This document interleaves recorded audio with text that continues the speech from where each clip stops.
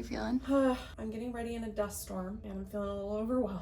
I'm also just feeling overwhelmed in life. I've got a lot going on. But I'm excited to be here. We are filming about Sweet Flag. Story of... Make sure I look like I'm awake. No, I'm answering Instagram. I need to be responsive. I feel 107 years old right now. I feel like my children are coming in to ask me a question. Okay, are you wear a sweatshirt to film? I'm gonna wear my son's clothes all day. I'm going to get dressed. Let's go.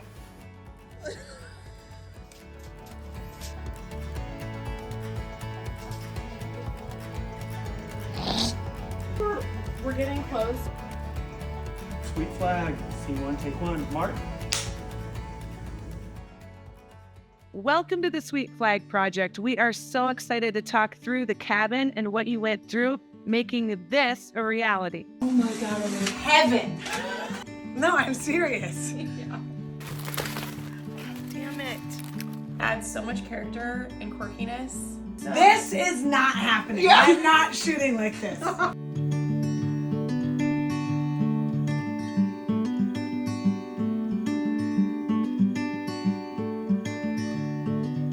This cabin is located in the beautiful Black Butte Ranch in Central Oregon. Our family purchased this cabin in COVID as an escape from the chaos of the world, but also a place where we could be grounded and feel less stressed. Just take a breath from the hustle and bustle of the city life.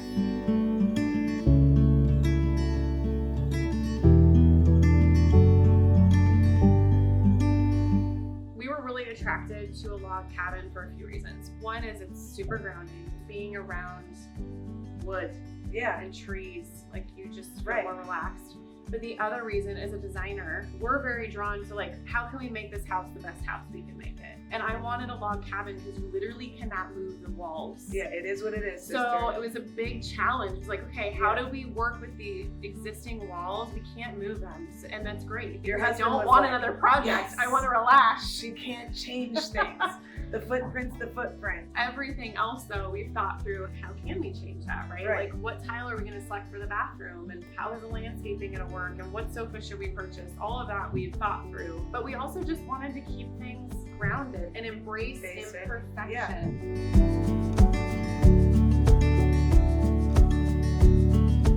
In this video, we're going to talk about 4 main themes that we encountered with the Sweet Flag project. One being mixing old and new. The other being the fact that we are faced with wood all around us and the hues and colors that those cast in the room of browns and oranges. The third one is embracing imperfection.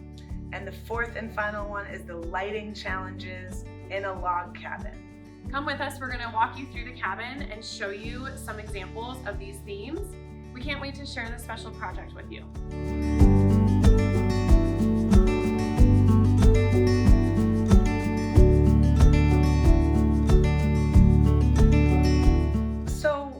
Is really interesting and challenging as a designer. We always want to change the spaces, and you mentioned that you couldn't because of the structure of the home, literally. Another thing that I find so interesting when people are in a space where they have the privilege of having a second home or a log cabin idea or going away is to escape the monotony or the challenges, even the hustle and bustle, to come to a space like this and to allow yourself as a designer to let the perfection of what you want to design at home in a modern space. The irony of the fact that you're trying to leave modern to come to rustic and to just give yourself permission to be like, I'm gonna leave it the way it is like so cool. We put pressure on ourselves and we want spaces to look just so and to reflect us. It's very different than your other home. And it's become a part of this reflection in this space and what it carries for you. So it's really cool. It's really hard as a designer. You see how things can be. Oh, I can make this transformation, make this thing look better. I've really had to step back and say, okay, how do I want to live? Do I want to be stressed about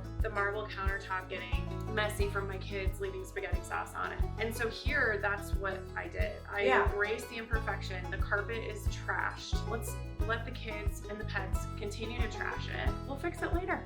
And so here at the cabin, we really did embrace those imperfections. We took an old table that was trashed and we paired it with really modern Updated chairs. Yeah. And a very nice bench. Yeah. And also, it's not sustainable or financially smart to update everything all at once, right? It's all about balance, I think. Even at home, and what stage you're in there, and what stage you're in your life. And one way that we achieve that, and one way that you can achieve that at home, is we took all the pieces of art that were in the house, and the ones that we liked, we reframed them. So then we loved them, and then we brought in just a few new pieces, right? So we really tried to use what we had to make it better and love it, even though it was not perfect.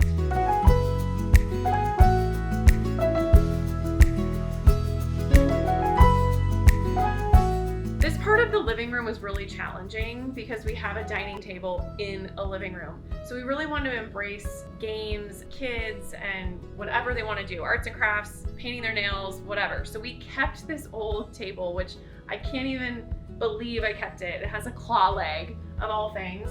And we really wanted to anchor the room by adding a bench so people could gather and it could just be a really fun, casual hangout spot. We decided to put the frame TV in the middle of the two spaces, the formal seating area around the fireplace and the view, and between the game table area. We did this to create two zones in one space.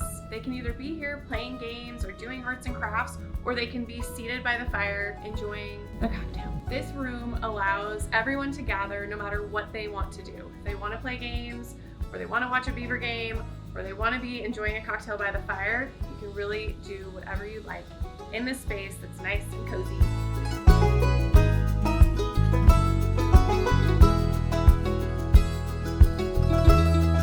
We decided to do a frame TV here because we wanted it to look like there was a painting, because we didn't want a TV to overtake the cozy, relaxing vibes of a cabin. And you say TV so lightly, it is so difficult to electrify a log cabin. It has to run from the underside of the home up through what normally is drywalled walls that is in framing. We don't have that luxury here to run the wires up to electrify wall lighting, even can lighting. So lighting is a huge challenge in a log cabin. One thing that was really cool about wiring for this TV is it's hung like art and it fits perfectly in the space, but also it's electrified by hiding the wire between the logs. Big win. One of the saviors in a space where you don't have the opportunity to have a lot of overhead light, like you and I would normally do, a sconce, a chandelier, can lights to support the activities that you need to do, of course, is lamp lighting and floor lamps. But the absolute king of all is creating light through natural light. Windows, doors, and ding, ding, ding, skylights.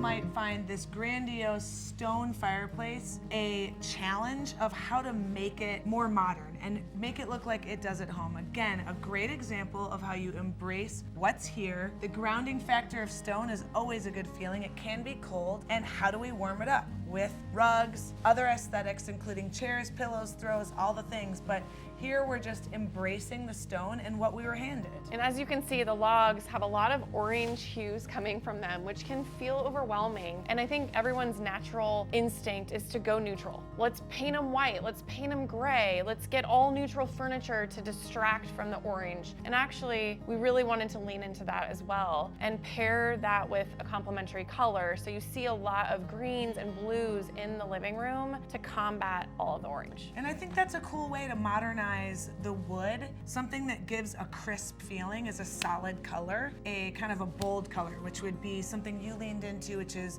the greens, even the blacks. The stone does it as well. The juxtaposition from wood to stone is a really cool feeling, and you just let it be. As Wendy said, a lot of people would be inclined to paint the stone or brick, something that they have in their home to clean it up. But again, just letting it be earthy, I think was a great decision.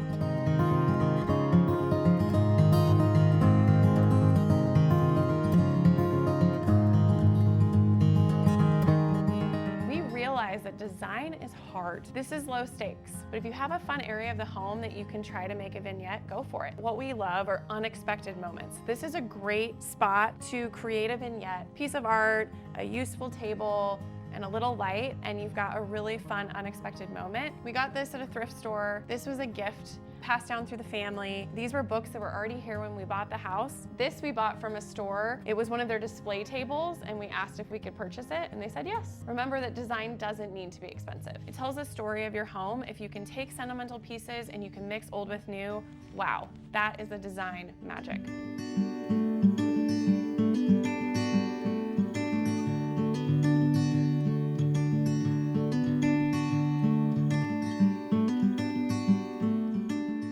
In this room, we wanted to mix old and new, and we also wanted to honor Sisters Oregon, where Black Butte Ranch is. Sisters Oregon is known for their quilts, and this print reminded us of a quilt. It's a modern print. You can purchase it today. We love just a simple gold frame, and we mixed it with this antique hand-me-down painting that was my father's. We didn't even reframe it, and what we anchored on here to make them work together was the color teal. Hey! So we've got the teal coming through, you can see, and the teal colors here, and they even go all the way over there to the other side of the wall. My favorite part of this room is vibing on the cabin feel. I love these pull-down blinds.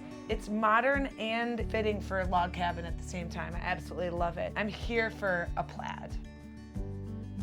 In here we had another nod to Sisters. Sisters is all about sewing and quilts. And so we got an antique sewing table where somebody can post up to work if they're working remotely. And we paired it with a very modern bed by Room and Board. This is a high gloss finish, super fun color for kids. It's also a beautiful space that adults can sleep in too if we're having an adult weekend. The walls upstairs are not log, and so we had the opportunity here to do fun, whimsical wallpaper where we pulled the colors from the wallpaper and we took them into the bedding. You can see the colors coming through, like this bright red color and the blues.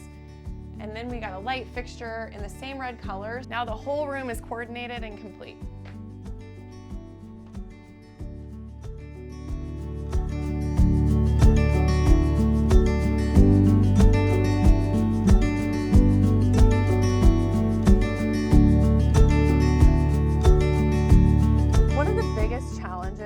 That we had with this cabin was when we inherited it. We inherited everything that was here for 30 years. It was furnished? Fully furnished. Oh, wow. All of the forks, all of the plates, all of the games Tables, with chairs. missing pieces, all of the art, all of the gnarly baskets full of fake dusty ivy. So the hardest part was figuring out, oh my gosh, like what are we gonna keep and what are we gonna get rid of? How are we gonna do that? Because that can be paralyzing and overwhelming. It's like clean out, right? The things I know I'm not gonna keep that I cannot live with, or the things that are broken, or the things that we just cannot fix. It is very difficult to mix old and new. It's a skill set, it's a style, and it's the ability to be able to do it and pull it off. Well, Tell I us started about with that. just tables in the garage to stage all of the things that I thought I wanted to get rid of. And then I looked at the room with a little less in it. I think, started to visualize a little bit. yeah, like these chairs, are they worth reupholstering? No, okay. What percentage of stuff did you end up keeping? Would you say 10%? I actually would say 30%. 2 log beds. We kept most of the big pieces of furniture. Okay, good. The dining table, the art table. I think one thing you did really well is mixing old and new, then taking it to a place of like, how can I feel really good about the space that I've created? That is some of the stuff we talked about today, which is how to stay grounded and let the cabin serve its purpose of grounding and be super unique and bring in some clean contemporary lines that can make the space feel pulled together. And I think you did that really well. So what are some things you're looking forward to? Well, we're obviously looking forward to having the stain done and the restoration complete. The deck has rotting boards, so we're gonna do all new deck. We're gonna do some light landscaping, a new pathway lights. I'm excited about your bathroom remodel, one at a time. You have 3 bathrooms in the log cabin, and a great way to approach any design or construction, especially remodeling, is to take it slow. So you've decided to move forward with the remodel of your primary bathroom. And again, the primary bathroom has logs on the wall, it has a little bit of sheetrock, and it has a dated vanity and shower situation. So I know some of the tiles that we're thinking about and the flooring that we're thinking about, cabinetry and lighting, and I'm just really excited to show everyone how that turns out. Well, I think today was really fun to walk through the space and share with everyone how this cabin came together, and I'm just really excited to see where it lands, and I think it's creating a really beautiful space for family and friends to gather. It's awesome. I don't know about you, but my gas tank is on empty. I think the way to fill it up is with a cocktail and maybe a cheeseburger. Hell yes. I really need a cheeseburger. Let's go. Let's go. Thank you for joining us on this tour of this very special place, the Sweet Flag Project in Black Butte Ranch. We hope we helped you figure out how you're going to handle some of the similar challenges that Wendy might have faced in a log cabin, but also got to enjoy this tour. Please like, subscribe, comment, Share. forgetting. Also, stay tuned because the next episode that we're going to air next week is around the exterior of this cabin and the process that we went through to restore it. Oh, that's a big deal. That'll be exciting. See you there.